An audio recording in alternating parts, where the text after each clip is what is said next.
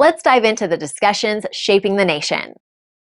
Thanks, Cora, and I welcome the opportunity to speak on this important motion.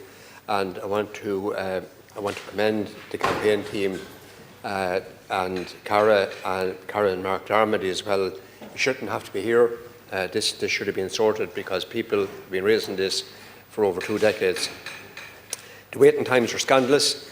Under the Disability Act 2005, it's supposed to be 6 months max. So the law is clearly being broken here. 15,296 children are overdue their assessment of need for special needs. And only 4,162 were carried out by the HSE in 2024, according to their figures.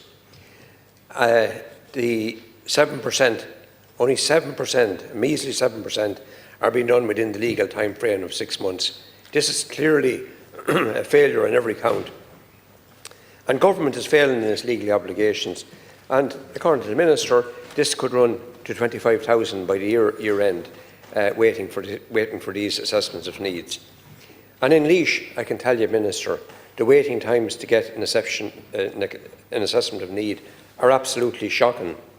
Aileen, mother, one person who was just one of many who were contacting me on this, waited for years to get her son an assessment of need, and then had to go private for it, and they had to pay, and they had to have the assessment of need, and then a multidisciplinary assessment, which in total cost €2,000 on a family on a very modest income. For the past 6 years, she's paying privately for therapies. Her son, got just 4 short sessions in the 6 years. All of the other sessions she paid for. Her second child, is on a waiting list since the 19th of September 2023 and has not yet been called for an assessment of need. She can't get a reply by either telephone or by email as to when she may get one. And this is part of what parents are up against as well. They're left in the dark. There's just no answers. Sandra, her first daughter, was on a waiting list for 1.5 years, another parent that I've dealt with, before getting an assessment of need. Her other daughter was put on a waiting list on the 12th of August last year and she hasn't received any information whatsoever since then as to when she may be called or will she be called. Assessment of need appointments, of course, is only the start of it. Once the assessment of need is done, the assessor has to do a report. They have to pass it on to a liaison officer. A service plan has to be drawn up.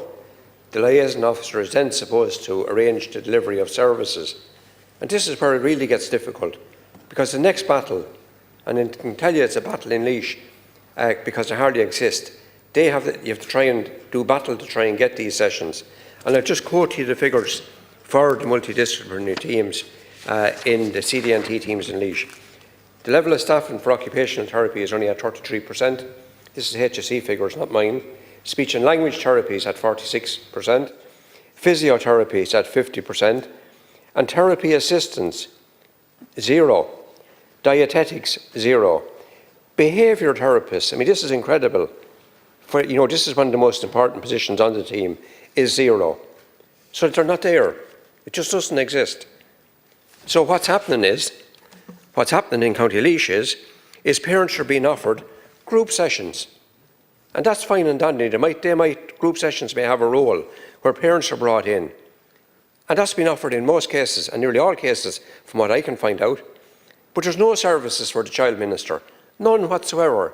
Laois Offaly Families for Autism and other voluntary groups are filling the gaps as best they can. They pay 50% of the cost for the therapies, and the parents pay 50%. It's a stopgap solution. LOFA spent 38,000 last year on matching funding to try and do this. This is not acceptable, and I would